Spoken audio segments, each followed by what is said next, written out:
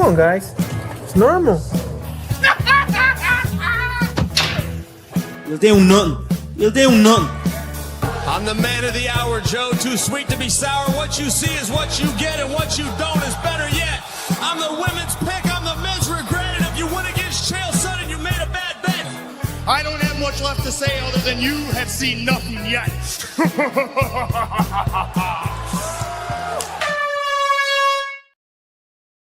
What is up, fight fans? Welcome back to another episode of the Fight Week Show. This is the prediction show for UFC Vegas 108. As you notice, I'm not Ola. I know a lot of people think we look alike. Some people have even told us we could pass for brothers. I get it, but I'm not him. He did have me tag in today so I could pick up the slack here. He's taking his little kid to go and be a sports star of the future right now. So big ups to him, big ups to the fam. And big ups to all you listeners that have been in here since before we even launched and went live right now. We appreciate each and every one of you. But before we get into you guys, let's get into the rest of the panel. We have the living legend himself, S-Dogs MMA Talk in the chat. And we've also got the man, the myth, the legend, Keith, a.k.a. Kick Him in the Head. Kick Him in the Head. How are we doing today, fellas? How are we doing, S-Dogs? Bro, it's good to be here with the boys, man. Got a little bit of a spot at 4:30, so I'm gonna try to get as much in as possible. Hey, glad to make this happen today. Like Olin said, Ola is out of here. He's dropping his kid off at the airport to come to the Fulton States and play some soccer. And it's good to have the boys to make this happen today. And boys, not only do we have a pretty decent card tomorrow, we have fights, and that's better than nothing. So I'm just glad we got something. I know it's in the Apex, but we'll take it, son. How the fuck are we doing down there? Yow, son, let's go, baby boy. You're looking clear. Amazing, rate to rock and roll, boys, and shout out to Ola. His kid's not so little, by the way. Olin is a big boy, but shout out to him. We'll see him on the watch along. I'm looking forward to this card. Let's get it. Let's go. Good to be with you, boys. Let's go, baby. Hey, he'll always be a little guy compared to us big dogs, okay? Until he's a soccer star, a football star, right? But again, I digress. The boys are back in town. I couldn't be happier about this. Go, man. Let's go, Don't make me dance, bro. Don't make me dance. It's always my goal every time I hang out with you. Yeah. I always want to see you move. So let's go ahead and jump into the scoreboard before we jump into these fights, folks. We've had a little bit of movement this week. I still remain just 1 point ahead of Crossover because he's the only person other than myself that had as bad a week as me, I think.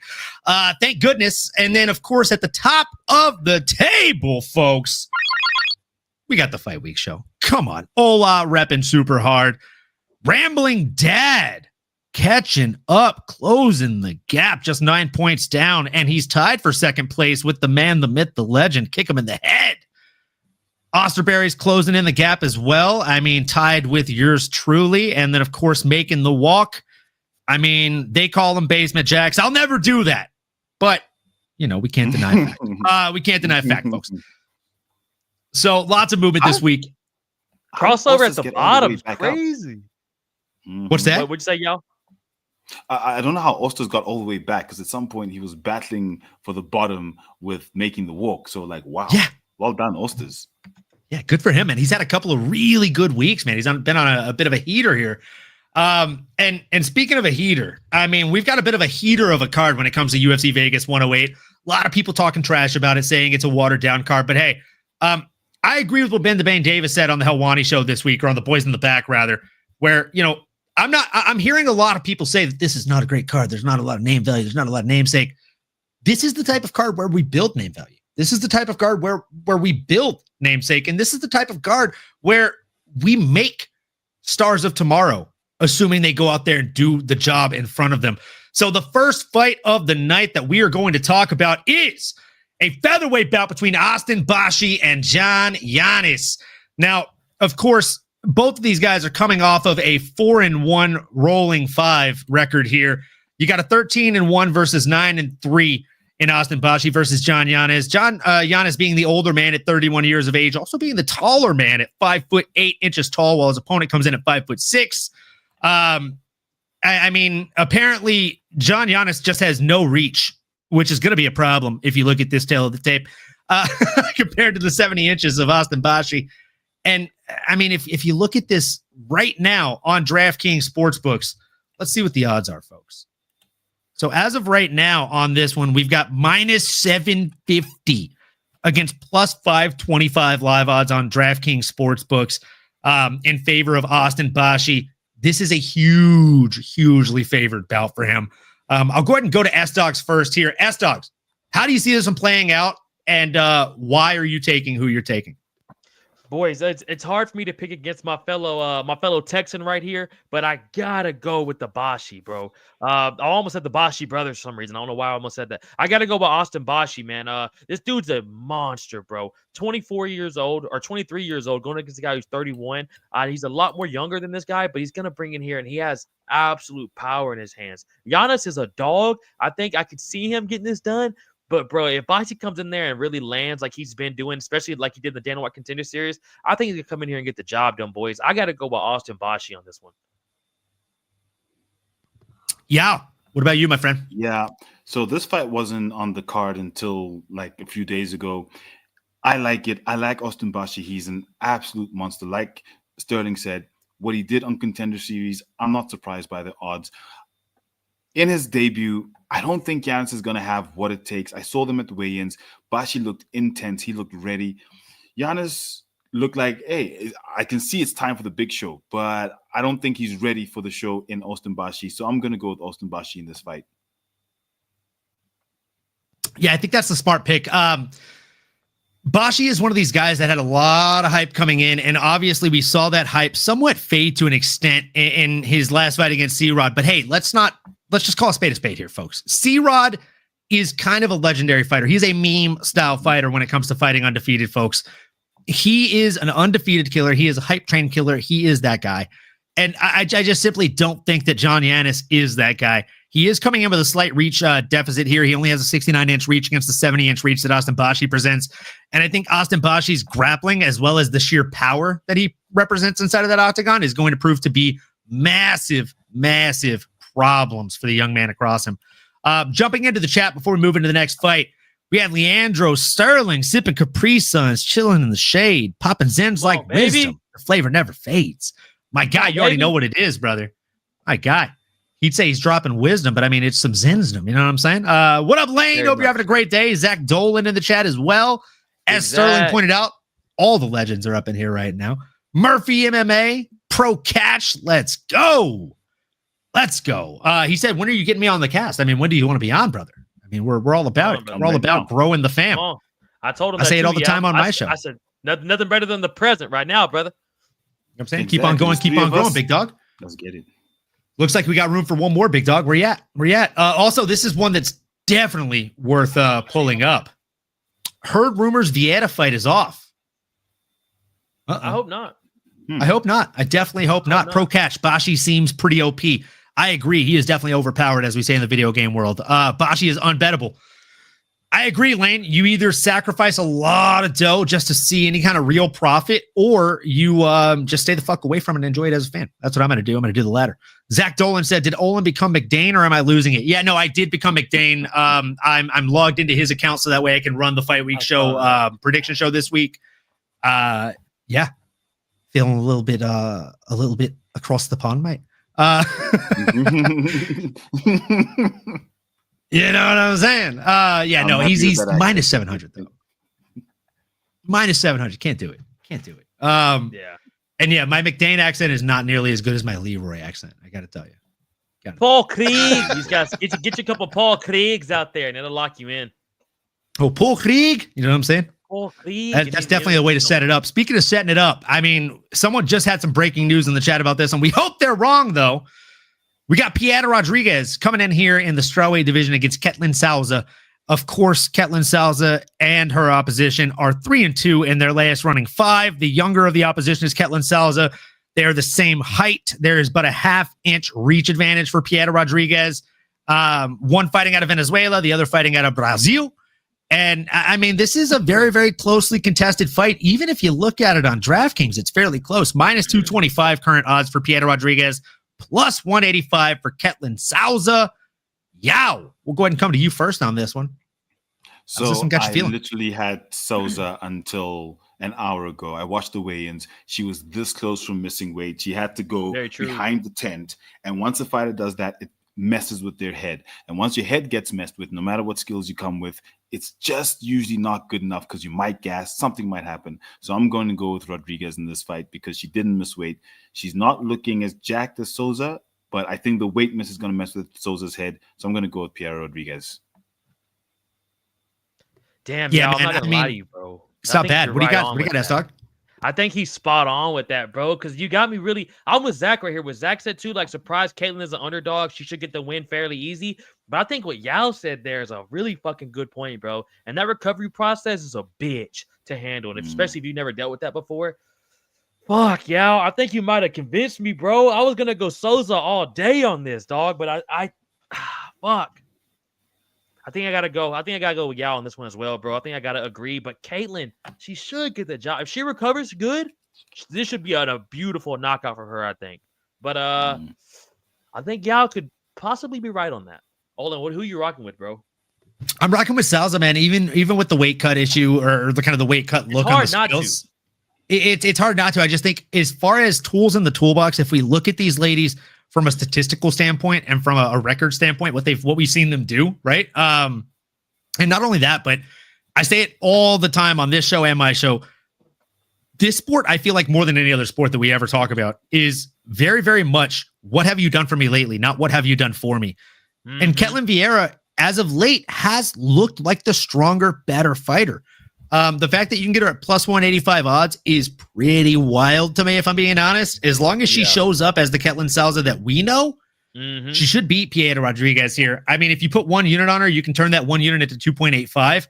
I'm tempted to do that, or at the very least, throw a little half unit action on her. It wouldn't be and turn that into 1.4, bro. Yeah, that's not a bad idea. Just to kind of see, because like I said, bro, and she's the underdog. But like, I was gonna go with her, but Yao really kind of fucked on my head right there. It's hard not to go with her, bro. She's a fucking beast. But I hope that weight cut didn't diminish her a lot.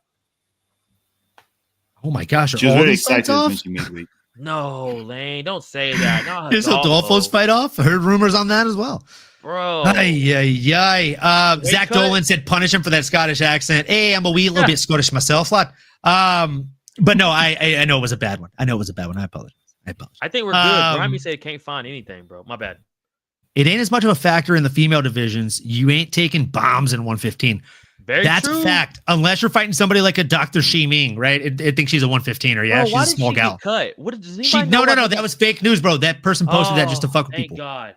You got to read the comments, brother. I saw the same post on Twitter. I could not believe it because I saw it like 4 different times, and I was like, "Why the fuck?" The number one liked comment on that post is the amount of people that will believe this. ... They got my ass. Because I couldn't believe it, bro. I was like, why would they cut her, bro? I saw that comment and I liked it and was like, dude, thank you. Yeah, it got my ass. It got my ass. I was sad, bro. I was like, why? What the fuck? But yeah, no, that's good. This right here is the source of truth. Lane is spitting absolute facts in the chat. Marcel hasn't tweeted anything, so I don't believe it yet. That's a fact, folks. If Marcel Dorff doesn't tweet it, it didn't happen. It's not real. He's the real news. He's the real news. Everybody else is fake news. Yeah, you saw that. If those fights are off, just cancel the card and try again next week, said Jax. You know what, Jax? As much as I hate to admit it, he's right. He's right. If those fights are off, I mean, it's a wash, as Uncle Billy Billy would say. It's a wash. Thoughts on Martin Bidet released despite being 7-1? That's asinine. You've got a division that has 35 total fighters in the entirety of the division, and you've got a guy that has a 7-1 record. When you keep Tatsuro Taira, who's 1-27 or some shit. I'm making that up, obviously, but still, come on. In his defense, a reason why a guy like Tatsuro Taira, Derek Lewis, and all these other guys get to stay in the UFC for longer is because they deliver banger knockouts and they're banger personalities. Martin Buday has 8 fights in the UFC, 0 finishes, has never finished a guy, one of the most boring fighters to watch, and no personality. So that's why he got cut. I don't think it's right. I agree with you. I don't think it's right because Biggie Boy got cut. Why did Biggie Boy get cut? But I don't think it's right. You know, Biggie Boy had a bit of a losing record though. He was turning down. Like at least Bidet was still winning. Like he was winning when he got escorted out, just like Sage Northcutt. Sage Northcutt was like 3-1 in that weight class, and they kicked him out. Like, what are you doing? that guy could have had a prolific career, and he could have definitely sold some asses and seats. But I digress, man. We got to get into this next fight. It is a flyweight bout between, as S-Dogs would call him, Flippy Buns. Oh, baby! Coming in here against Rafael Estevam. You got, again, a man that is 5-0 in his last 5, and Rafael Estevam coming in against a guy that is 3-2 in his last rolling 5, and Flippy Buns, Felipe Brunes. Little bit of a height advantage by 1 inch for the younger man and Rafael Estevam. A little bit of a reach advantage, or actually no, it's just green for no reason. Looks like they're the same reach there. Leroy, what are you doing, bud? Distracted. Hey, that would have got me too. That would have got me. Both fighting out of Brazil. The only difference is one of these guys is fighting out of Rio de Janeiro, fighting out of Team Nova Unao, and the other guy is fighting out of Rio Grande do Norte, fighting out of the Pitbull Brothers gym with those Pitbull Brothers. The favor in this one is going to be Rafael Estevam. This number has doubled since these images have been made. So the current live odds on DraftKings Sportsbooks are minus 625 and plus 455. I've also got to say, since we've made our pick on Pieta versus Ketlin, the odds have shifted, boys. This is why I love clicking into these bets while we're doing the live shows, because you can see the odds shift if you do that. So we just stated that the odds were what, plus 175 for Ketlin? They are now plus 200. Damn. So money is actually coming in on Pieta Rodriguez in a big way right now, boys. But with that being said, probably that weight cut. I definitely think Keith is onto something with that. Yeah, Bro, if you watch bad. the weigh-ins, you could see that she was stressed that she wasn't going to make it. When she made it, the joy in her face shows that she just isn't ready for this fight. Not that she doesn't have the skills, but I don't think she's ready for this fight. Facts, bro. Facts. Another guy who I think is not ready for this fight, dog, is Flippy Buns. As much as a new mythical fighter unlocked as Flippy Buns really is, boys, like I said, it's hard for me to pick against my boy here. But there's a reason Estevan's a plus 650 favorite. Or minus 650 favorite. This is going to be 15-0 as well. I'm interested to see who Yao has in this because, Yao, the undefeated fighters this year have been super shaky. But I think he's going to come in here and get the job done, boys, against Flippy Buns. And I think what Zach said about them training together is going to be a huge factor in this, boys. But Yao, who we going with, bro? So as much as I don't like them undefeated fighters, I cannot look past Rafael Estevam. I think he's just got it. The odds, and I don't like when the odds are this far stretched. We've seen it happen with Peyton Talbot. We've seen it happen with a lot of guys where they come in at minus 900, minus 1,000, and it just doesn't go their way. But I think these minus 650 odds are just right. It's not too high. It's not overstretched. And I think he's going to come in with the win. If I look at how he beat Charles Energy Johnson, I mean, that was a good fight. Decision, but great fight. So I'm going to go with the undefeated fighter.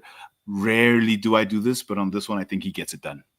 I think, bro, I'm telling you, it's hard for me to go against my boy Flippy Buns on this, but dog, like you said, bro, Estevan just has it, bro. That dude's a fucking dog. And that energy fight was a banger. And he got cooked. Flippy Buns got cooked by Joshua Van. So, no, I'm going with Rafael. Shout out Joshua Van, baby. Olin, who you got, dog? Man, I'm riding the train here, bro. I'm going with our guy. Going with Rafael Estevam. He's a hefty favorite for a reason. Am I betting on this fight? No. Hell yeah. Not a fucking chance am I betting on this fight. You know what? I lie. Let me look at the double chances of victory. Let's see here. Rafael Estevam to win inside the distance is plus 120. Those are kind of juiced up odds. I think he could actually finish his opponent in Flippy Buns, who we've seen wilt under heavy pressure before. Knowing Estevam does apply a lot of pressure. That's at plus 120 right now. So you put 1 unit on that, you get 2.2 back. I'm kind of tempted to throw 2 down on that for 4.4. That's not bad.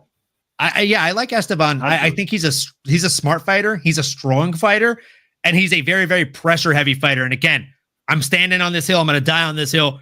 Flippy Buns is good, but he's not great. And we've seen that he does well outside of the UFC, but inside the UFC, he wilts under that pressure, that elite level pressure, that upper echelon of pressure. And I think we see it again on Saturday morning or Saturday evening, folks. With that being said, we move into the next fight, which is a bout between Rodolfo Vieira and Tresean Gore, taking place in the 185-pound middleweight division. Both guys are 3-2 in their last running 5. One with a 10-3 record, the other with a 5-3 record, twice the wins, same number of losses for Mr. Rodolfo Vieira, coming in with a 2-inch reach deficit and a 4-year age deficit as far as being the older fighter goes. One man fighting out of the United States of America, the other man fighting out of Brazil. Look, I'm going to be completely honest in this one. When it comes to the odds, I think they got it exactly right. Rodolfo Vieira is a slight favorite at -198. Tresean Gore at +164. The man also missed weight by 3.5 pounds. Someone was nice enough to throw inside the chat earlier for us. Like, that's a tough fucking weight miss, man. Is it going to give him an advantage? Yeah, against anybody not named Rodolfo? Absolutely. But let's, again, call a spade here. All that Tresean Gore has is rips to the body and an overhand right. Other than that, he's a pretty one-dimensional fighter. His takedowns, they're effective because he's got muscle. But what happens when you have effective takedowns against a guy with far more effective grappling than you overall?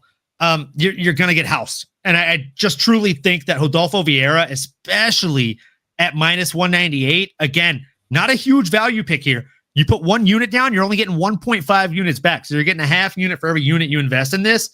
But I do think it's worth sprinkling at least 1 to 2 units on. I think Rodolfo Vieira is a fairly safe bet here, right? Yao, I'll come to you next. Yao, who do you see winning this one and why? Look, 3.5 pounds over. After he had the weigh-ins, he's like, look, I gave him my all, y'all. And unfortunately, that is not good enough, not very professional.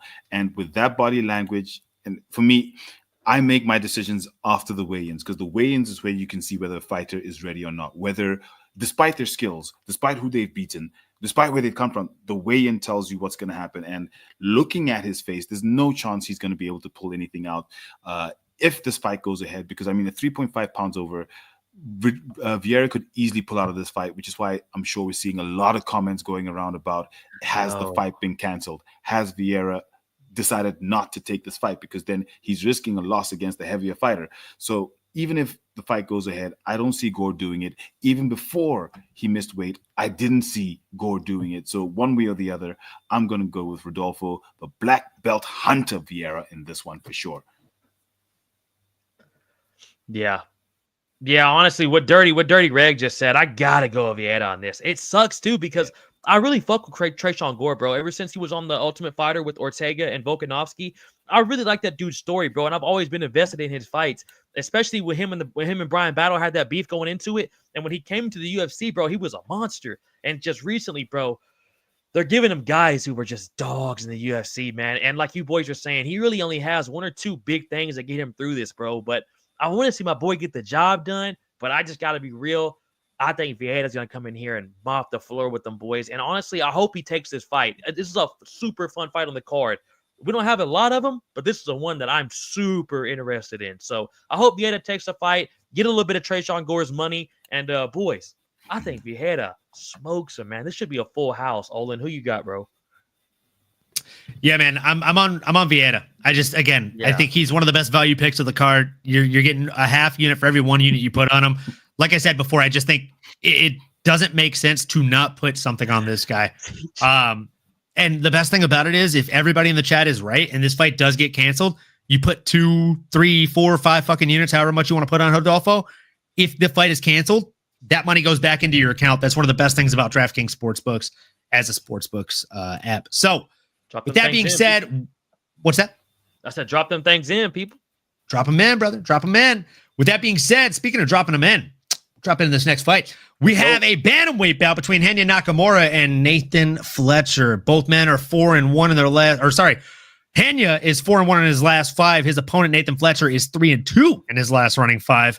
9-2 versus 9-1. 5'7" versus 5'7". There's a 1.5-inch reach advantage for Hyun Nakamura. He is also the older fighter by 3 years, and he came in about a half pound over. Fighting out of Japan, coming in against Nathan Fletcher's very own England representation here. I mean, this is a banger of a fight. This is one of those that I'm going to be paying very, very close attention to because Nathan Fletcher always brings it. Even though he's sitting currently on DraftKings Sportsbooks at plus 330 odds, and his opponent is minus 425, he always has a chance in this fight. Before I pass it over to Sterling to give us his take first, We've got over 50 of you guys watching right now. Do us a huge favor. Like, comment, subscribe, smash that bell for notifications, folks. You know the fucking drill. If you're not already subscribed to the Fight Week Show, do so now. Also subscribe to MMA Anomaly, at SDogs MMA Talk, at Kick 'em in the Head. Kick 'em in the head. Let's go, folks. Make sure you're subscribed to all of these channels. They're scrolling across the bottom as well. Shout out the Rambling Dad. And if you're drinking, hey, why not? Raise one up with us. Cheers to you. We appreciate you for being here. Come on, people. Pop you a Zen. Get locked in, man. Let's fucking go. I'll tell you. Come on, you heard that shit, y'all? I'm spitting over here, brother. Come on, man. And to my right is obviously Zen it to win it. Let's go. And with that, who do you got winning this next bout, my guy? You got Henry Nakamura, or you got the underdog in Nathan Fletcher this week? I tell you what I love is going after Olin because I get to hear the fucking names pronounced like John Anik, and all I get to do is piggyback off that shit. So I'm going to go with Henya on this one, boys. I think he's going to come in here and absolutely dog walk Nathan Fletcher, bro. Honestly, I forgot Nathan Fletcher was still in the UFC. It's been a long-ass time since we see this dude fight.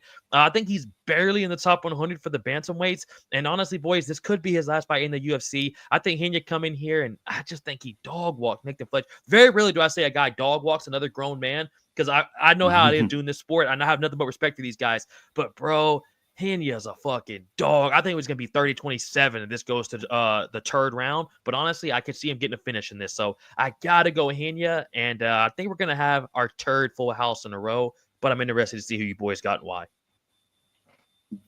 I love that. Yeah. I mean, before you give your pick, I also got to ask, did you see the media day interview with him where they asked him how he'd be celebrating with this fight being in Vegas? homie literally smiled for a second, paused, and said, "Gambling." And then he leans into the mic and he's all, "Gambling." Yeah. Back, bro. He's one of us, dude. That's how you enjoy Vegas. He's one of the That's how boys. you enjoy Vegas. Yeah. Yeah, who you going with, bro? I mean, without a doubt, Inya Nakamura. I've been a big fan of his since he came to the UFC. If you look at his record, he was in road to UFC, then he got into the UFC. The Cage Warriors guys tend to struggle just a little bit, and Fletcher's just fresh off Cage Warriors, only 2 fights in the UFC, lost to Colin Loughran. I don't think he's going to have enough to take the intensity that comes from Nakamura. He only lost his last fight, Nakamura, to Gafrov, who was just way more experienced and just worked him. But Fletcher doesn't have that sort of experience at 9-2 versus the 9-1 of Nakamura. Easy Nakamura for me. 1,000%. Yeah, man. I mean, I just think Nakamura is going to be the smarter, better fighter here. They have a similar tenure, right? 9-1 and 9-2. So there's no huge discrepancy as far as experience goes. And you're talking about a guy that is just a little bit stronger in what we've seen. Nathan Fletcher, I will say the only thing that worries me is he has very slick boxing and his single leg is very, very underappreciated, right, folks? The way that he's able to shoot the boxing and dip under and get that single is nice. We've seen it kind of pay dividends for him in previous fights. I simply don't think he's able to land that against a Nakamura. I think Nakamura is a better fighter, stronger fighter, and he's got a lot of star power behind him, in my opinion, boys. I think if he gets a big win here on this card, the UFC is going to look to pole vault him in a very, very big way here. And I'm here for it. I'm definitely here for it. With that being said, we've got a middleweight bout between Nick Klein and Andre Pulev. Both men, or rather one man, is 3-2 in his last 5. In Nick Klein, Andre Pulev is 4-1 in his last 5, training out of the School of Martial Arts, while Nick Klein trains out of Pura Vida BJJ/MMA in the United States of America. One man has a 1.5-inch reach advantage, that man being Andre Pulev. He also is 2 years younger and has a 3-inch height advantage. When it comes to the official odds on this one, they're currently sitting at +130 in favor of Andre Pulev, -155 for the man Pulev. Man, yeah, I'll go ahead and go to you first on this one. How do you see this one playing out? Do you have a dog in this race? This one is still tricky for me, and I'm not sure exactly which way to go. I've gone with Pulev, but Klein was looking absolutely jacked and ready at the weigh-ins. He looks like he's ready for this fight. Pulev, a much taller man with the additional reach, but I don't know. Look, I'm going Pulev by decision, but I'm not exactly sure if that's going to come out because Klein's looking like he's looking to bring the power. And at middleweight, that power can translate into a knockout very easily. So this one is very tricky for me. Definitely a live dog here in Nick Klein, but I'm going to go with the favorite in Pulev. Yeah, I think that's a great pick. And look, I think that this one is a very, very close one on the dogs or kind of on like DraftKings odds sports picks. Odd stack for a reason, right? Blue collar Nick Klein is definitely coming out here to try and make a name for himself. He is a slight dog in this one. And I think he's a dog worth betting on. If he comes to play, that like he is a dog that's got more bite than he does bark, if I'm being completely honest here. And coming in here against a guy like Andre Pulev, who we're seeing coming off of a recent loss himself, right? Like his most recent fight was a loss to Christian Leroy Duncan, a different Chris Duncan, not the one on the card. It was a unanimous decision on UFC Fight Night as well back in March 22nd. And I mean, he got pretty much dominated in that fight, I think, right? Unless memory serves me incorrect. I think he just got outclassed out there. I truly think Nick Klein could go out there and do the same exact thing. I think he's going to use that as a roadmap on how to beat Pulev. And if he does, I think we could see the boy have some success, man. He might be one of my first dog picks of the week. Sterling, how are you feeling on this one, man? Bro, I'm right there with you, boys. I'm 100% going Nick Klein on this. I think Nick Klein, 100%, Jax, 100%, bro. Let's hear it, Sterling. Let's hear it. Bro, Pulev is, hey, as like I said, bro, I get to hear Olin say it first, so I have a good instinct. Yeah. Olin, let him go first next time. I'm curious. I'm using my ears. Right, you're doing tail of the tape for the next. Actually, hold on. What's the next one? Let me see if it's worth it. I'll do the tail of the tape with my ears, brother, not my eyes. The next one's literally like the easiest one. I'm not going to have him do it on the next one. But, let's see what Danny Silva. Yeah, I still fucking. It's like Joe Pfeiffer, and I'm like, so we got Denai Silva in this next one, folks. Yeah, 100%, It's bro. the pressure. Well, I get nervous, bro. Boys, I'm going Nick Klein on this one, man. I've been a huge fan of this dude ever since Dana White Contender Series. The blue collar is a perfect nickname for this dude, bro. He's just a workhorse. I get why Gal's kind of like iffy on this one, especially with you boys, just competition. I'm going with Nick Klein on this one as a good little underdog, folks, to throw something on. But Pulev is a fucking beast. So this is an interesting fight right here. I can't believe this fight's on the prelims, to be honest with y'all. I think we're going to get a finish in this one. And if not, I think we're going to get an absolute scrap. But I got to go with blue collar Nick Klein here, boys. Not a bad dog of the week. Not a bad dog of the week at all, man. It's a good shout. Definitely a good shout. And this next one, we have Danny Silva. Actually, you know what? Sterling. Why don't you do the tail of the tape here? People, we got Danny Silva versus Kevin Vallejos. Ooh, look at that. That's nice. Oh, baby. Kevin Vallejos. Danny Silva is 10-1 record. Kenny Vallejos is also 15-1. Both these boys are absolute fucking dogs. Both in their 20s as well. Kevin coming to this bitch at 23 years old. My boy Danny's got the height on him though at 4 inches. I could never imagine being 5'11", but let's get it anyways. The reach on this man is 70 inches, just a 2-inch reach on my boy Kevin. And y'all know what it is here. I'm probably gonna go my boy out of the States on this one, but it's gonna be hard to pick. It's gonna be hard to pick, boys. Kevin Vallejos is a fucking animal, bro. This dude's a monster. Like everything he does, he comes in here and it just has wars, bro. And he's only 23 years old. So I think I might have to go with the younger guy on this one and pick against my fellow American. I forgot to look at the odds.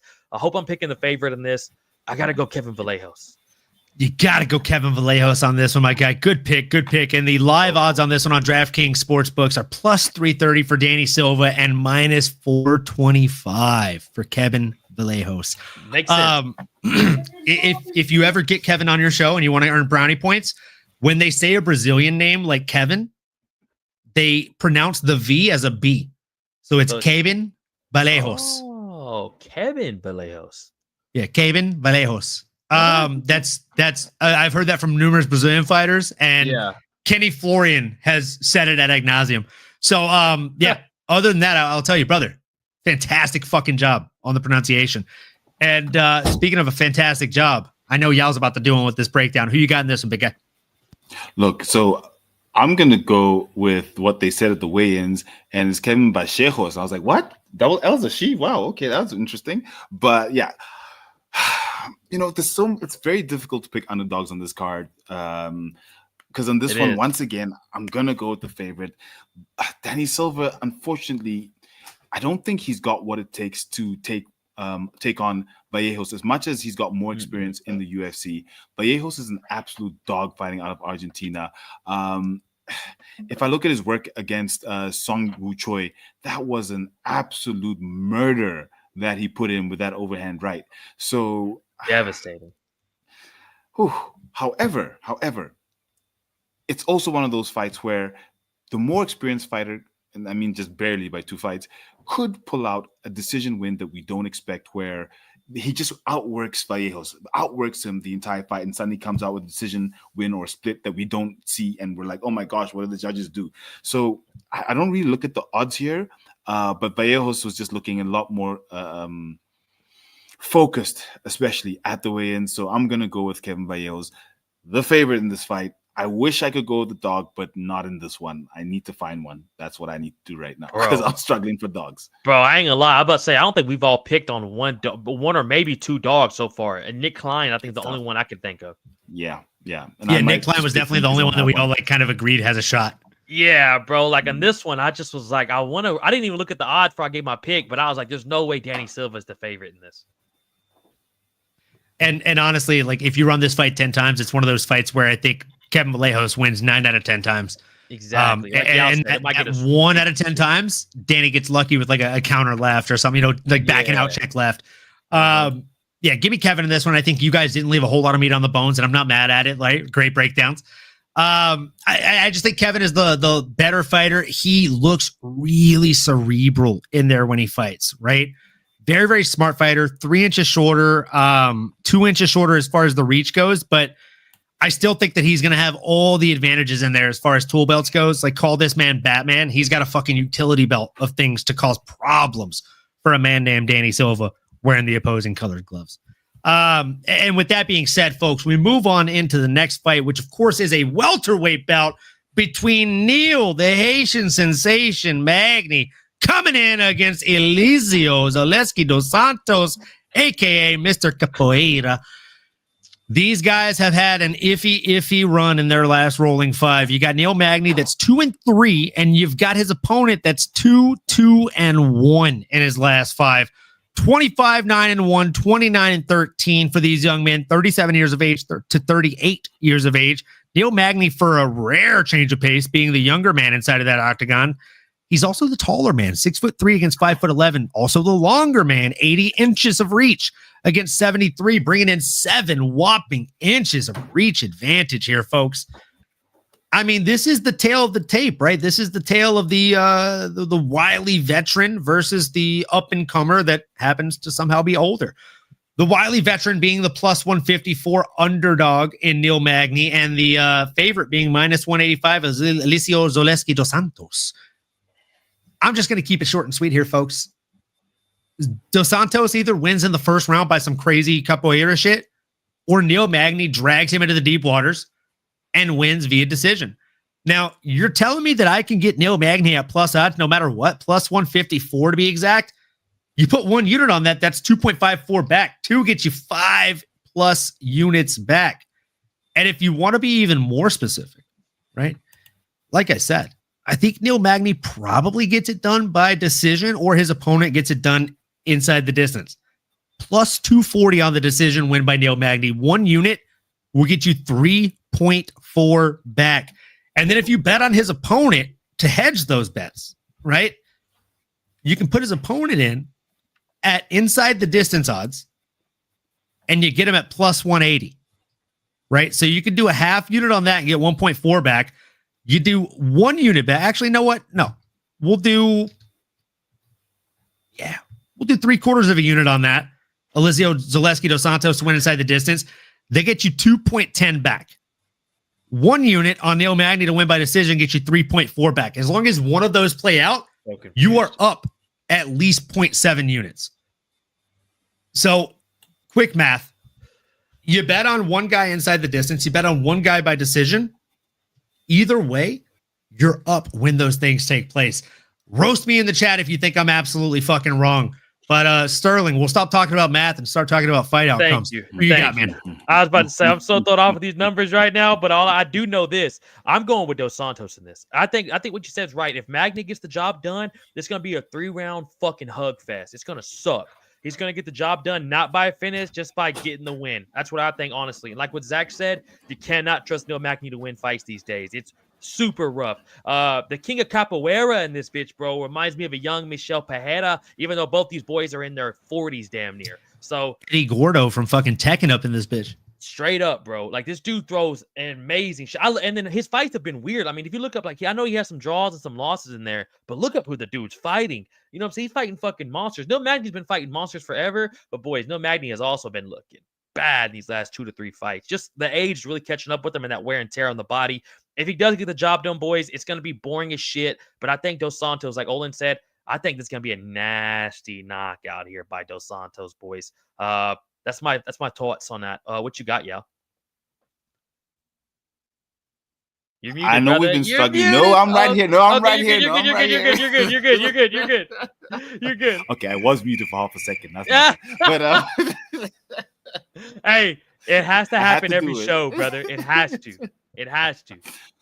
look, I'm gonna go with Magny. Why? First of all, honestly, I didn't know he was 6'3". He's a much bigger boy than I thought. Brother, he's fucking huge. And his reach, boys, Yep. 80-inch reach is crazy. 80 inch. 7 That's inches mad. on your Sterling. wild. You fought recently. When's the last time you remember having more than a 5-inch reach deficit or advantage?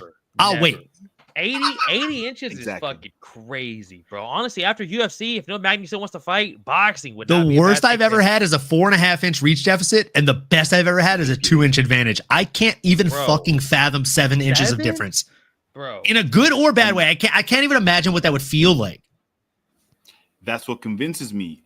I don't think Zaleski's expecting what it's going to feel like. Magny can keep the fight at range, or he can bring it in close. And if you look at who he's lost to, he lost to Ian Machado Gary.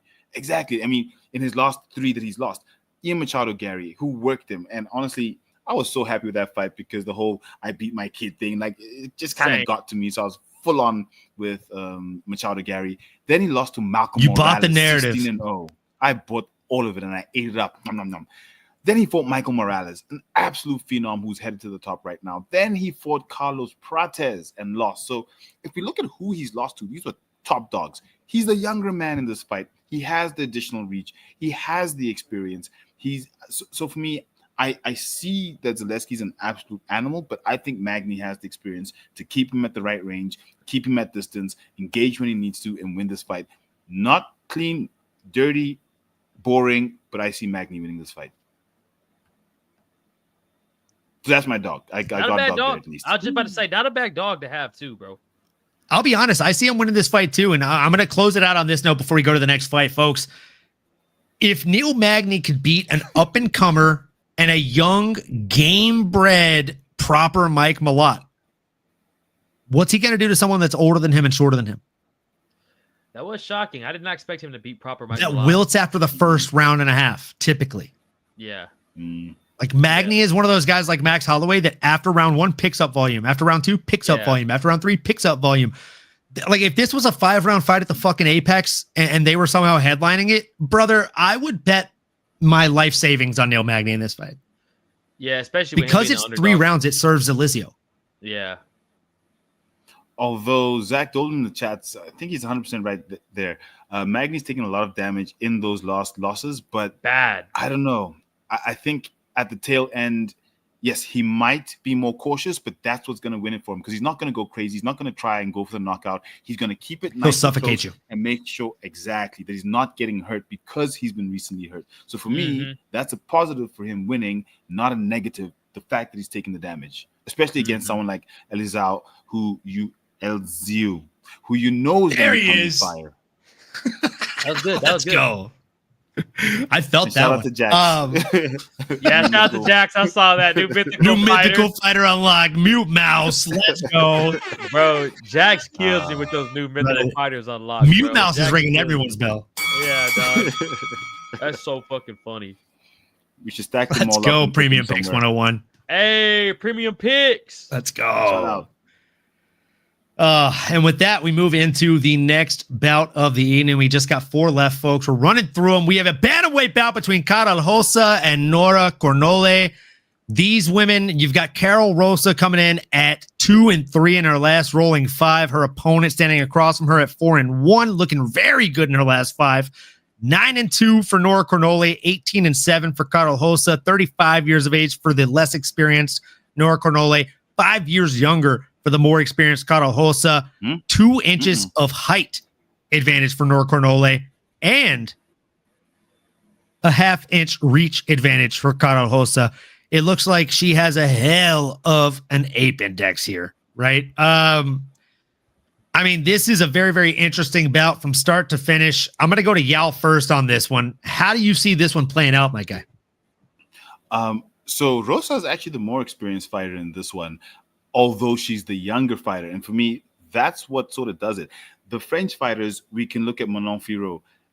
I think because MMA was criminalized until I think like 2020 or 2019, something crazy like that, they haven't had the opportunity to get a lot of in-depth experience. So we're looking at Nora Cornole coming in at 9-2, but being 35 versus Carol Rosa at 30 and coming in the record of 18-7.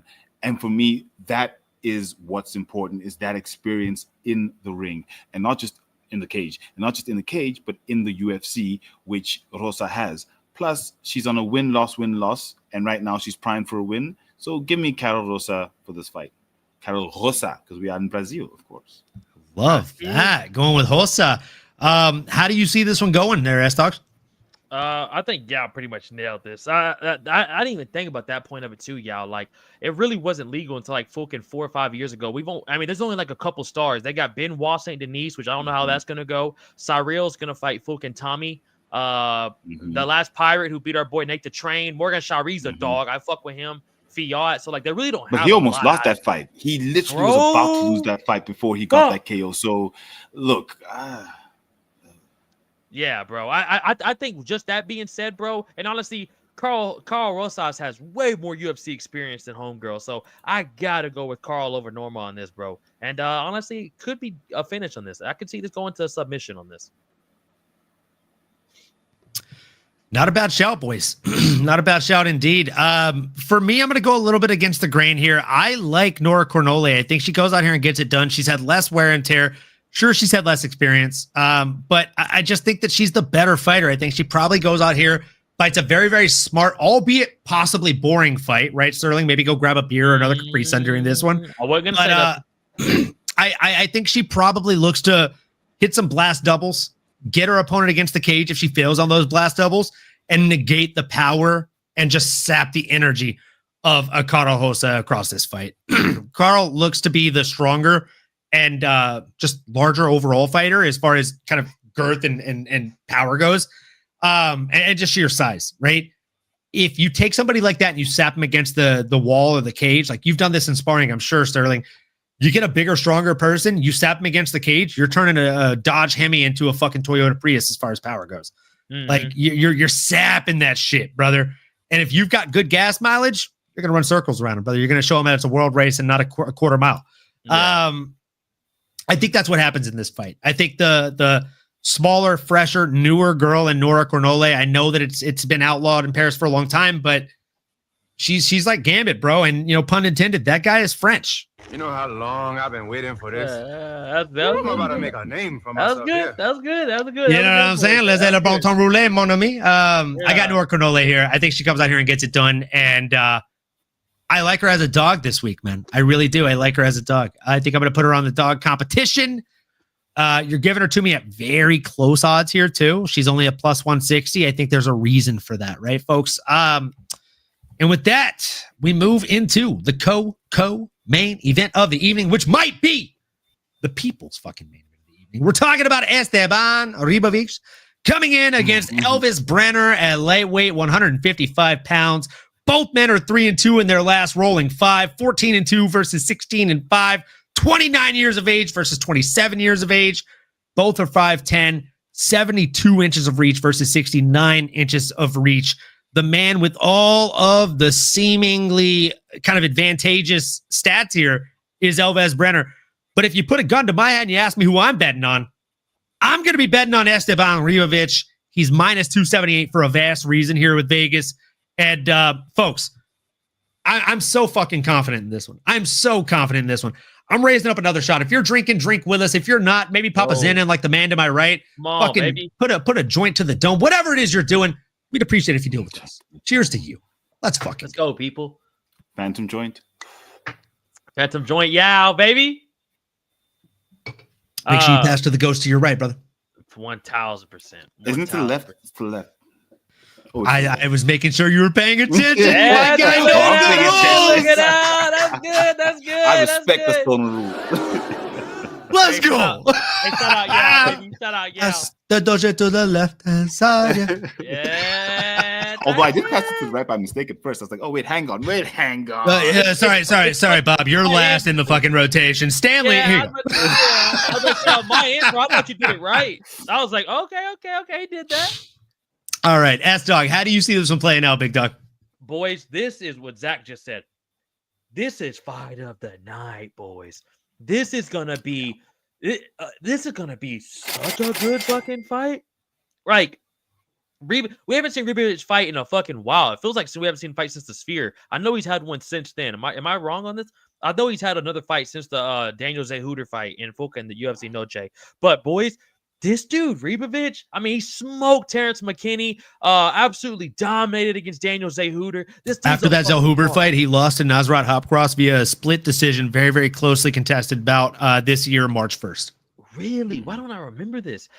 Bro, it's just so much fights, bro. He probably was on a fight night too. So hard to remember these, bro. But honestly, him being honest, I don't know why it's not the co-main, but this was a great setup, boys, because after this absolute war, we're going to have 2 more fights to go, and I cannot wait for this. But, boys, I got to go with Ribovic on this, bro. And it's hard not to pick this dude. This dude's an Argentinian bomber, boys, and I cannot wait for this shit. And that's a banger-ass parlay, Kush, man. What are the odds on that, Kush, man, if you don't mind throwing those in the chat, Big Dog? Big Kush. Drop that. I might follow you. And are you taking money line on both these boys or what? I like that, Big Kush. I like that. Who the fuck do you got? Give me your fucking breakdown, son. I was zoned out over there. I think I was still passing to the left. Hey, that where the Phantom joint was? I guess not. Maybe it's in the air. Look, hey, come on. Everything you said, Esteban Ribovic. Firstly, kick him in the head. He has that head kick win over Terrence McKinney, and I absolutely love T-Rex. It was nasty. And he's just such an enigmatic fighter. Like, when he fights, you like watching him fight. It's great. And even that loss, like you said, Olin, that loss was a split. It was close. We thought he took it, and the judges went the other way. It's just one of those things. So I don't see Elvis Brenner, as much as he's got the experience, I don't see him winning this fight. I mean, his most impressive, most recent win was against Guram Kutikaladze, where he beat the heck out of him. But and he's after not that, elite, bro. He's not elite, unfortunately. Then he lost to Maitabek Orbelai, who we know is like on his way to the top, and then Joel Alvarez. So I like Esteban Ribovic in this fight. I think the odds make sense. You know, the minus 200 odd favorites. Give me Esteban Ribovic for this fight. I see him finishing second round. Another kick him in the head. Let's go, Esteban. It's gonna be a war, bro. It's gonna be such a good fight. And just I like this wins. He had that smile. I was like, yes. He had that look, huh? Go. Yes. Yeah. Bro, and we're talking about him delivering bombs. Dude, his chin is fucking crazy. Like, he eats bombs, bro. All day. It doesn't even phase him. Like, honestly, it doesn't even get marked up either. Like, I'm excited for this fight, bro. All fucking day, kid. This guy is the man. He's the myth. He's the legend. Esteban is the guy to bet on. I'm not only taking him, but I'm taking him inside the distance here. I'm bullish on it. I think, look, if you put 1 unit on this guy inside the distance, Esteban Ribovic, plus 140 currently on DraftKings Sportsbooks. So 1 unit would turn it to 2.4, right? To put that into money perspective, if you're playing with, let's say, $50 units, if you dropped a 50 spot on this guy, you would make $120 back if he gets it done inside the distance. On Ribovic. Shit, that's not bad. I saw your gears turning when I was using units methodology, so I was like, let me just put it in dollars. No, I appreciate that. I appreciate that. I appreciate that. I take that. I'm like, oh shit, okay. So yeah, that's how the decimal odds work down here in SA. That's exactly how we do it. Y'all do it off the decimal points? Yeah. You see, because I've never done it by the units. Like when I hear y'all talk about units, I'm like, I don't know what's happening. So I the reason that I use units on my show and any show that I'm on is because I don't ever want to say I'm betting like across a 1 hour or 2 hour or 1 hour and a half show. I don't ever want to say I'm betting a unit on this guy, a unit on this, a half unit on this guy. And at the end of the show, people are like, oh my God, like if I was saying I'm betting $50 on this guy, 25 on this guy, 50 on this guy, they're like, this guy just threw away $300 across a 2 hour show on one fight card that's at the Apex. But if you say I'm betting 1 unit, I'm betting a half unit, people are like, okay, cool. He's betting $1, 50 cents, $5, $2.50. I thought it was something super cheap. Yeah. I was like, I guess these boys. So that's the thing is like some of these elite bettors, and mind you, I found out 3 weeks ago that if you are a professional bettor, you can get tax breaks. You can file your losses on your taxes and get reimbursed for this shit. Matty Betts. Matty Betts is filing for losses on his bets. That's good, all these guys are. Money back. Okay. That's what I'm saying. So like if you're one of these guys, cool, bet $1,000. That's your unit. I don't give a fuck what your units are. And that's what I say every time I say this about it on my show. Like I say units because I don't want anybody to be like, wow, he's throwing away money, or wow, he's broke. He's not betting enough money. Yeah. If I say I'm betting 1 unit, 1.5 units, a half unit, cool. I don't care if your units are $5, $10, $50, $5,000. You bet with your units. When you win, dope. If you tail me, you're up 25 units. Right? If your units are $1, you're up 25 bucks. If your units are $1,000, you're welcome. I made you 25 fucking grand this year.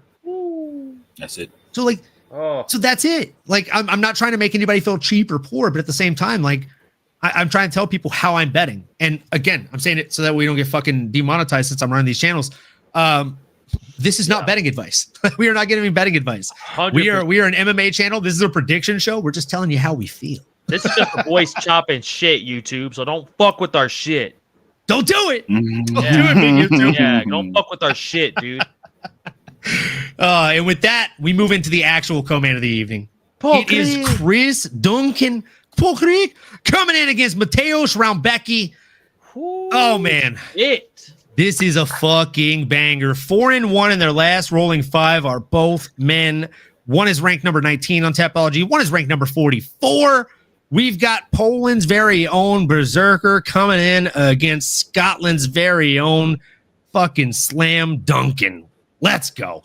This is going to be an absolute banger. I can't wait for this fight. I think, like Sterling said it last fight, you know, the previous fight should have been the co-main event, but I think this one's going to surprise a lot of people, man. And there's a reason it's so damn close on the fucking odds makers books. I wish they'd give me Chris Duncan at a little bit more of dog odds, but I digress. We got him at plus 185 coming in against Mateusz Raumbecki at minus 225. I'm going to go ahead and pass it to my man here, Yao, to give us the breakdown in the lead here. How do you see this one playing out, Big Dog? So Mateusz Raumbecki. So apparently it's Raumbecki, and that absolutely blew my mind. But it's Polish, so I guess that kind of makes sense because they pronounce things all kinds of crazy. But Mateusz Raumbecki is looking like an absolutely jacked individual. Like he's looking ready for this fight. If I look at his wins, he's what? 1 loss in his last fight. He's 20-2 in his record. He beat Maitabek Orbalai, who we all ranked in that fight, and we thought Orbalai was going to do it. That was a war. That was a war. And that was a fucking war. Orbalai, his eyes were gone. That fight was crazy. Bro. But with that said, I wish McDane was here because he'd be proud of me because I'm going with Chris Duncan. Let's problem go. For 2 reasons. One, because I bet against Chris Duncan in his last 2 fights, and in both fights, he's proved me horribly wrong and honestly upset me in both of those fights when he beat Bolaji Oki and then when he beat Jordan Vucinic.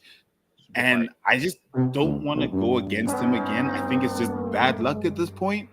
And if I look at the reach advantage, if I look at the slight height advantage, the experience is on the side of Raumbecki, but I'm going to go with Chris Duncan in this fight. I think he finds a way to grind it out, and then win maybe by submission in the 3rd or grind it out to decision. But I'm going to go with Chris Duncan, the problem, and I really hope he does it because, Chris, I bet against you twice. You disappointed me. Don't disappoint me when I bet for you, bro. I'm going with Chris Duncan as a dog. Isn't that crazy how that works, bro? Isn't that crazy how that fucking works, bro? Like, I never betted against Jamal Hill, and then one day I had a chance to win. I was about to say, dude, we all have one. Bro, as soon as you said it, I was like, bro, Jamal Hill came to my mind. As soon as you said that about Chris Duncan, I was like, yeah. I've been fucked there like that a couple times. Uh-oh. Yep. I hope this isn't the one. Bro, dog, look, Paul Craig isn't fighting on this card, but I gotta go with his fellow countrymen, boys, and Chris Duncan. And I think he's coming out here, boys. And I think what y'all said at the end. I can't give y'all the analytical breakdowns like this, but I'm gonna tell you what y'all said at the end there. Chris Duncan, if he gets this done, it's gonna be by whatever way. He just finds he's not necessarily known for coming out there and sparking dudes, not necessarily known for giving us wars, not necessarily known for his head kicks, his grappling. He's just good at everything, and he just gets in there and scraps with these boys. But so is Ribovic. Ribovic is fucking always down to get down, boys. So I'm excited to see this. We all have one this year. I have several. Jax, I'm telling you, bro. I'm telling you. The table says so. The table says so. when I say we all have one, I mean like one that reigns supreme. Like for me, I don't even have to fucking Google it. It's Dontel Mays. If I bet on him, he loses. If I bet against him, he wins. I've learned across 4 fucking times losing money on or against Dontel Mays. If he's fighting, avoid it. Don't even look at the odds. Don't be tempted. Don't fall for the fucking trap. Just watch it on TV, bro. Don't sprinkle like it's worth sprinkling a little bit. No. When Dontel Mays is not worth sprinkling a fucking like not even a grain of salt on it, bro. Bro, same with Kevin Holland. I stopped betting on Kevin Holland years ago. I just could that motherfucker was breaking my heart. The second Dontel Mays said I trained with John Jones for this camp, he started taking my money. And I took that personally. Bro, it's so funny though how everyone does have a couple fighters. Everybody in the chat knows how much I fucking hate John Jones. Everybody knows, bro, like off top, like what y'all said right there, but we all got a couple guys that we're like, bro, this dude has lost me so much money. Right here with Grimy. Mine's Bilal. Can I tell you, I put a unit on Bilal by knockout in the one fight he got a knockout on? Sean Brady. I think, if I remember correct, I think I'm up like 14.5 units on Bilal. So I love that guy. No, Bro, okay. He's your Big guy. fan. Dog, That's my guy. I was telling everybody listening, put your fucking house on JDM. As soon as Bilal said he was going to stand with him, I was like, put your fucking I house thought that was on mind JDM. games. I thought it Nah, was That was too. mind game. Nah, bro, I knew And then his he dumbass. did it. Bro, because you gotta think, boy, he was getting so much. Like the only reason people didn't fuck with him is because how like the Leon Edwards fight. Like that's why we didn't fuck with him. So I was like, this dude's gonna want to try to really make a statement. And all the embeddeds, bro, all he was doing was hitting pads. And I was like, if this cocksucker comes in there and really bangs with JDM, he's gonna get fucked up. And that was brutal. Bro, after I think the first like 7 or 8 minutes of that fight, I literally couldn't help but just hear the dude from like the commentator from Dodgeball, the movie, in the back of my head. Every like 30 seconds, when there was an opening for a shot, and after like 7, 8 minutes, he just didn't take it. And he's like, just throwing straight hand, like Wing Chun style jabs. Yeah. That's a bold strategy, Cotton. Let's see how it plays out for him. Yeah, exactly. Exactly, bro.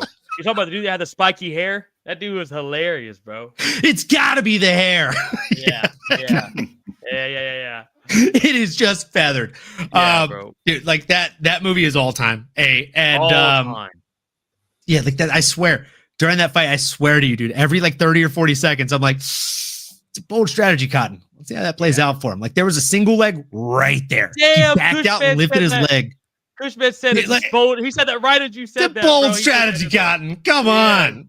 Yes, bro. Tip, dodge, dive, dodge, and duck. Hey, boys, if you can dodge a wrench, you can dodge a ball, boys. You can probably dodge a punch too if you can dodge a wrench, big dog. Come on, Facts. baby. It's facts. That's a banger movie, bro. All right, boys. With that, we move into the main event of the evening. It's time! That soundboard, baby. For the man, the myth, the legend, Tatsuro Taira. And when he fights, you already know what it is. Let's go. He's coming in here against Hyun Sung Park, baby.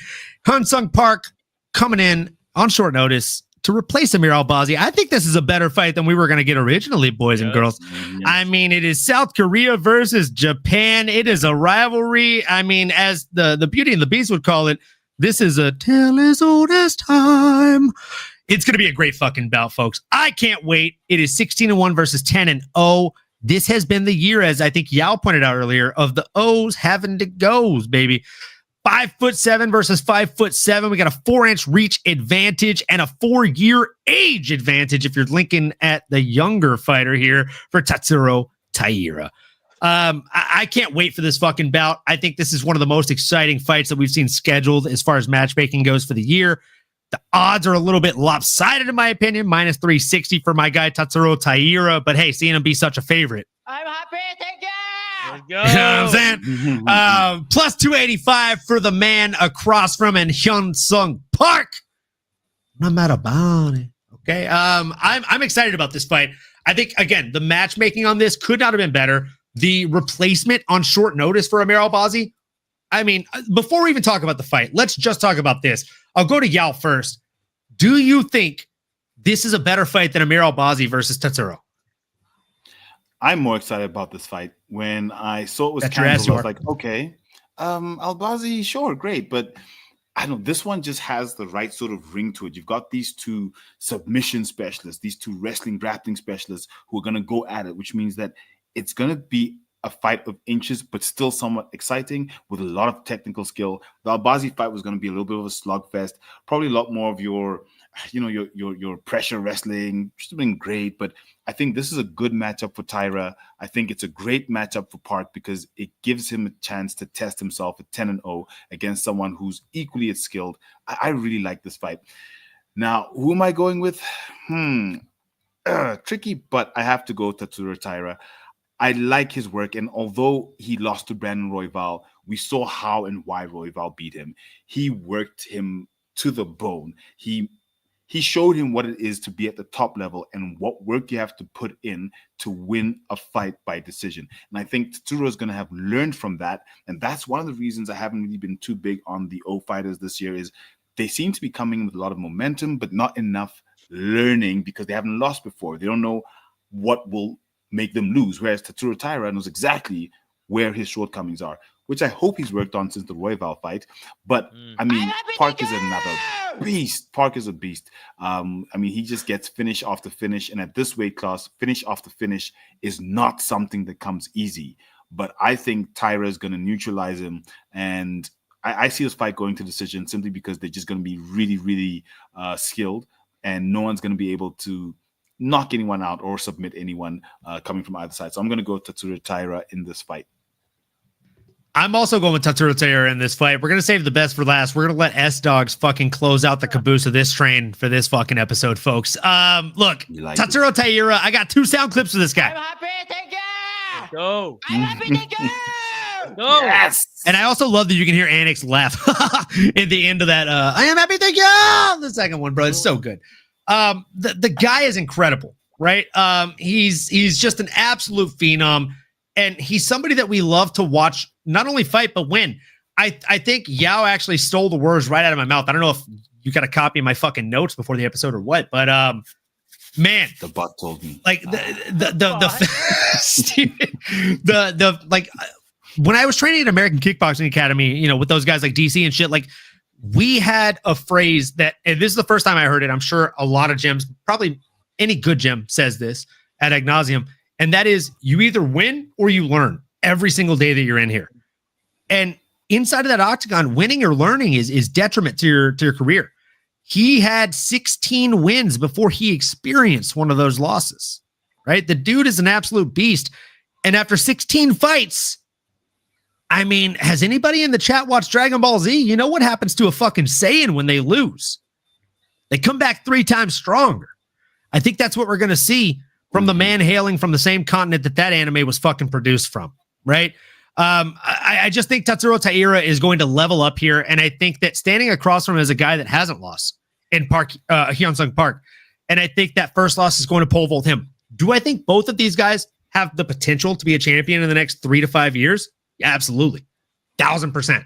I think Tatsuro could probably become champion in the next 1.5 to 2 years on the right trajectory with the right win on Saturday night. But I just think that Tatsuro Taira is a little bit ahead in his evolution, right? If you've played Pokemon, you fight someone that's a little bit stronger than you, you go back, you level up, maybe a little bit down the line, you beat that same guy. And that is the tale of Hyun Sung Park versus Tatsuro Taira. I think Tatsuro Taira is just at the right stage in his career. He's getting this fight at the perfect time. And I think he's leveled up exactly enough. And shout out to Crystal Miller in the chat. Ray, Miller. let's go. And I saw your other chat here as well. Let me see here. I love how they call it a reach advantage when it should be called wingspan. Just saying. I agree. It should be called wingspan because it's the entirety of the wingspan. If we want to call it a reach advantage, we should actually 0.5x the actual advantage. So if it's a 3-inch advantage, it should be a 1.5-inch reach advantage or a 3-inch wingspan advantage. However, the reason we call it a reach advantage is because if you're standing at a center line and you're in your right range, right? If I throw my left hand, I'm all the way turned over. So I'm getting that full 3 inches.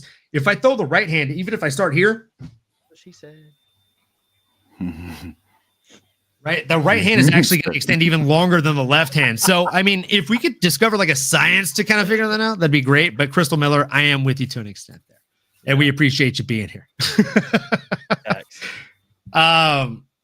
Shout out Crystal. Pro Catch that I still can't believe Royval beat Taira but lost to Van. Brother, Joshua Van's a beast, Pro Catch. Joshua Van's a motherfucker. I think Royval fucked up in that fight, honestly. Going back to Jax's comment, what do you Joshua think Van has been that guy this year for me.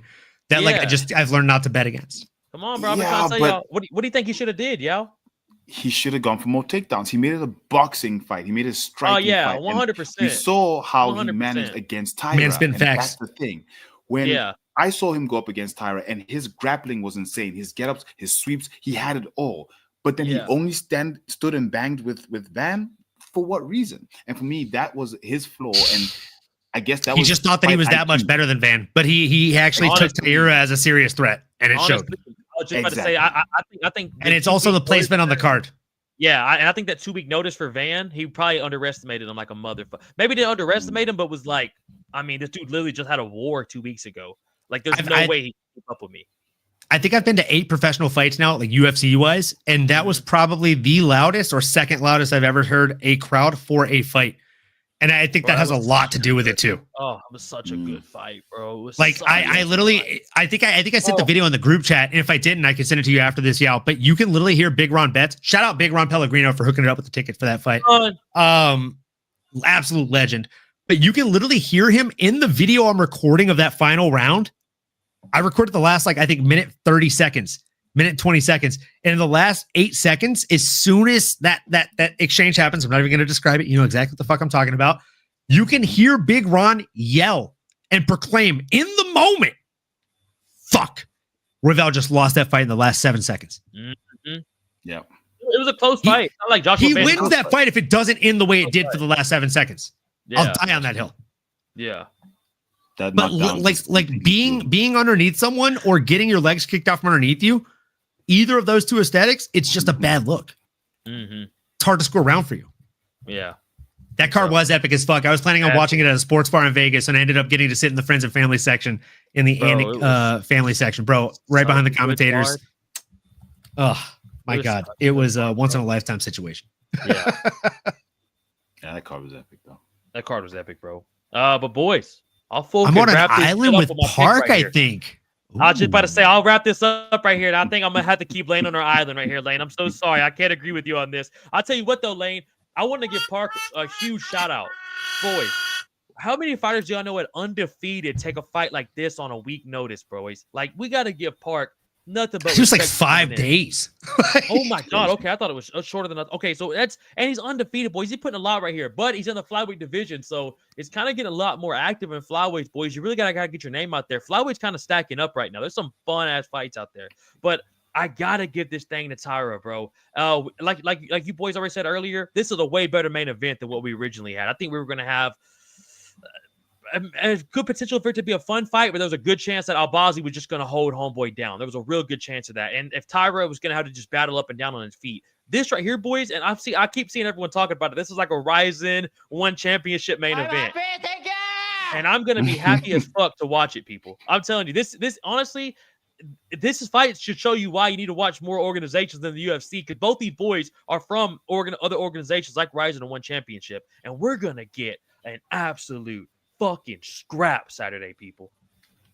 Park does have the puncher's chance, 100%. Park's a motherfucking dog. We could see Joshua Van, Brandon Royval situation in this fight, boys. But Park is a dog in endless respect. Yeah, you know what I'm saying, y'all? Endless respect. The same shit. We could get to where we're like, why did Taira not implement more MMA? Why did he try to stand more with, you know what I mean? Because Park's hands are fucking heavy. Knockout. Park has heavy hands. He has surprisingly heavy hands. Yeah. Oh, at flyweight's nasty, bro. Yes. At flyweight's nasty. Some of these guys that have like cheat codes as far as heavy hands from 125 to 145, like God, why can't I think of his name? Fuck, we just talked about him recently. He wears a larger glove than Francis Ngannou. I think he's a 135er. But like, there are these anomalies that exist. I'm trying to think who that is. Hold on, I'm gonna Google it right now. Fuck, I'm trying to think who that is. Which weight class? 135? Are you sure it's 135, bro? Rob Font? Who the fuck's hands are bigger than Ngannou's at 135, bro? Rob No Eyes Font? I don't think so. There's a small fighter. God damn it. Hold on. Shout out Trigger D, man. What's poppin', Big Trigger? Let's go in this bitch. Just want to give shout out to Trigger D. Oh, Montel Jackson. Jack said. Montel Quick Jackson. That's who it is. Bro, I was like 135, bro. What kind of fucking hands did this dude have? Montel Jackson, because that's why because he was hitting Gilbert Burns with some bombs. Ball clean. And again, I wasn't wrong. He's 135. He wears one size larger glove than Francis Ngannou. Wow. Oh my God. Wow. They have to custom make them. Fun fact, it's a 7XL. Damn. Holy fuck. I was thinking about Michael Morales. I didn't talking about actually right here. I don't know if you can see it. I've got the 2XL of the new make glove, and it barely fits my hands. That guy wears a 7XL, and he's about 55 pounds lighter than me. That's crazy. Just think about that. Like if you put him in a video game, all he has to do is this. That's his superpower, and everything. That's what I'm saying. He does the Hulk clap, bro. Like the Sonic fucking boom. And at 135, bro, getting hit with those fucking hands. He's 130 pounds lighter than Francis Ngannou and wears a larger glove than him. And he's fast. So Francis Ngannou is two of him. Think about that. Yeah, Francis Ngannou, when he's not cutting weight, is two of him. Hey, you got to imagine too, being at 135, how much it must suck getting hit by those hands too. Like that, and he's fast too, boys. Like he's throwing them big ass hands at you with so much speed. That's why I literally I think I had you on the show for the last time he was fighting. We did the breakdown show together, you and me. And I literally said the issue for Montel's opponent is he has to fight a perfect fight for 15 minutes. Montel just has to fight a perfect fight for 1 second. Yeah. His hands are so big, if he hits you, it's like, oh, well, that sucked. I think I'm going to go to bed now. He really is like a fucking little mini Ngannou. That's literally Ngannou in heaven. Francis in Smallview. Francis in Smallview Jackson. Bro, it's good to see Trigger back, bro. He never misses, bro. Never misses. That's money in the bank, kid. That's good. That is good. That's hilarious. Man. Oh, we got I Am Saturday in the chat. Let's fucking go, kid. Legend. Absolute legend. If you're not already following I Am Saturday on Twitter, homie. I mean, you are doing yourself a disservice. Nobody else, folks. Look, I'm going to do one more shot for this guy because I Am Saturday is an absolute fucking legend. The guy's picks have been awesome as of late. He went through a rough patch, which don't we all? But I mean, the dude has been just fucking slanging, banging, and cashing checks, folks. Cheers to you, I Am Saturday. Cheers to anybody else that's new or returning. We got about 60 of you right now. We're hoping to grow that as we talk about the underdog competition for the next few minutes. Cheers, baby. You. Let's go. I'm interested because y'all gotta have 3 dog picks, right? For 3 dogs of the week. Yes, sir. I'm excited. What would you do if I told you I had 5? Shit. Well, you might as well start it off then, because I'm trying to figure out what my 3 are. So last week's card, I think 7 dogs won. Oh shit! So picking 5 is not outrageous. That's okay. It's not outrageous. But for this card, it's kind of outrageous because I can't think of fucking barely any tree for this card, boys. I got 2 in my head right now, but I'm really interested to see who you boys got. So am I, to be honest. I still don't know. Bro, I mean, look, I'm going to be honest. As of right now, and obviously this is subject to change. We have a few hours to lock these in officially. But right now, I got Tatsuro Taira as the favorite. I got Chris Duncan as my dog. Yeah, that's a good one. That's a good one. I got Esteban Ribovic. I mean, hard to bet Good against. one. Good Right. one. I got Nora Cornole as a small dog here. I got Neil Magny, the Haitian persuasion, the Haitian sensation. He's doing some persuasion on your boy here. I like him in this one as a dog pick. It's worth a point here. Kevin Barejos, I can't bet against. I mean, favorites for a reason. Nick Klein versus Andre Pulev, though. Come on. Gotta go Nick Klein. That's easy dog money, kid. Hindi Nakamura, not doing it. I'm not betting against him. Rodolfo Vieira, come on. The dude's going to get a sub. He's going to get a club and sub. It's going to happen. Javier Estevam, you already know I'm there. Come on. We're here. I'm sorry. I know you like flippy buns, but can't do it. He's going to flip them buns. Ketlin Souza is another dog that I really like. I think she has every tool in the tool belt to come out here and get this win as long as she rehydrates in the right way. And then last but not least, I'm taking Austin Bashi in the favorite for the dog of the week, though. Man, maybe I'm craving donuts because I'm taking Duncan. All right. I think Duncan gets it done. That's, I mean, I feel like that's the right dog of the week pick here, boys. Not bad at all. I mean, that gets the MMA anomaly stamp of approval. And I'm going to pass it down to Yao. Who you got, big dog? Let's go, Yao. What you thinking? Look, honestly, it's tough. I'm For not the sure who man. I'm gonna pick as my final dog, but as of now, it's gonna have to be Neil Magny. It's not a very smart dog, but I just think he's gonna grind it out. He's just gonna grind out Zaleski dos Santos and just make something happen. All the damage that he's gotten recently, like someone in the chat said, I think Zach said in the chats, I think that's really good, what's gonna get it done for him. So I'm gonna take Neil Magny as my dog. But the rest of the dogs, it's gonna be tricky. Definitely Klein, and definitely who's the other one? There's another dog in there, but yeah, I'm definitely going with Magny. No, he's a favorite. Oh, He's a massive favorite. Oh, my bad. Yeah. It was Magny, right? It's Magny for me. Yeah, that's a good one, bro. I don't have my pick sheet from Leroy. Oh my god. Leroy still hasn't sent y'all's pick sheets in? Nah, I think that's when Dane in the chat says Fight Week Show. No, I lost my link. Like, it's not that he didn't send it. I just lost my link, and I'm the Fight Week Show. For some weird reason. I'm about to say, I think Olin's the fish right now. Yeah, I'm logged into the Fight Week Show / McDane. Because they had me run the show. Oh, you're all three. Oh, bro, shit. Yeah, I am the Trinity. Yeah, I saw y'all one of them was someone else. I saw y'all say that earlier. Something about Motherfucker, Leroy they gave me with the Fight keys Week to the Show castle, bro. I heard you yell, and I was like, at one point, I need to tell Yao, like, that's not Leroy. I was like, not Leroy. But hey, we got it done today, though, man. So, hey, we made this happen, people. Nice. Y'all have no idea. CEO couldn't make it today. McDane's PC crashed. Crossover. I don't know what the fuck happened to him. Jax has 97 kids. Yao's in South Africa at 5 o'clock in the morning, and then Olin comes true, and absolutely, bro. Hey, hit that fucking applause button, brother. Way to run this shit tonight, bro.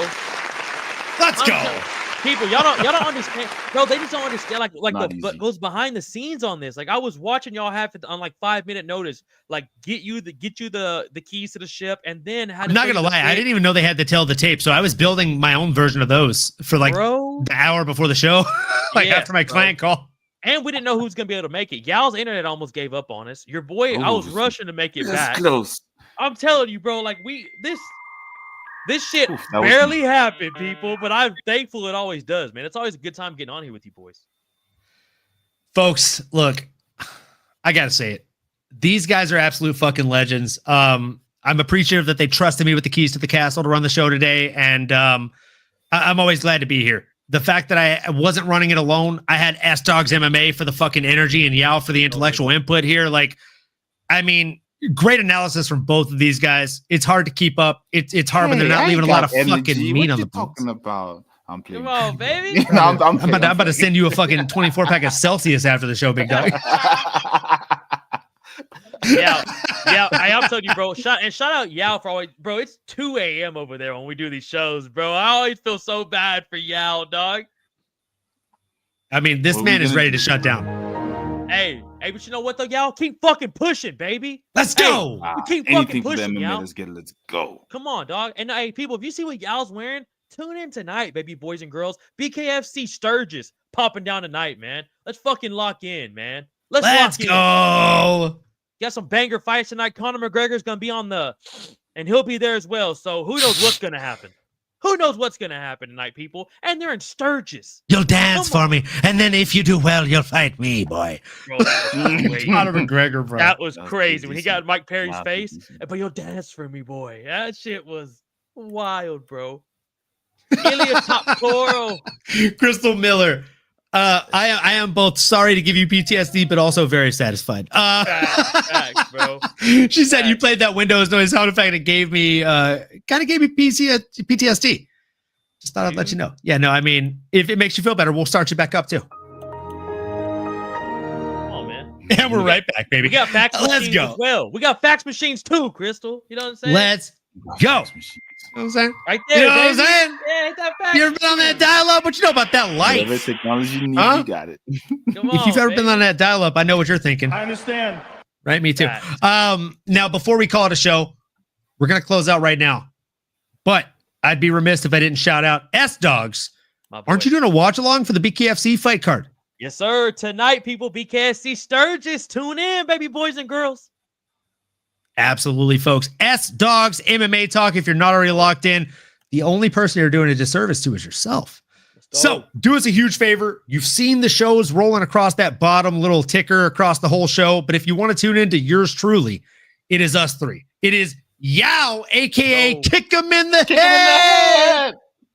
We've also got S-Dogs MMA Talk, the dog in the room at any given time, folks.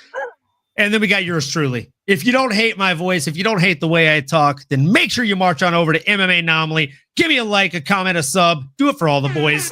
You already know what it is. We appreciate each and every one of you for being here. And look, I say it on my show since I got the honor of hosting this one. I'm going to say it on this one too, okay, folks? If you disagree with us on all our picks, that's fine. We hope you cash your bets. If you have made fun of us for the last 1 hour and 27-ish minutes, that's fine too. As long as you do the next two things, folks. All that we ask is that you do this. Keep on going and keep on growing. We'll see you next episode. Let's fuck it. Hey guys, this is John Anik from the UFC. You're watching the Fight Week Show. Please subscribe. Not now, but right now. Subscribe to the Fight Week Show. We'll see you guys on the road soon.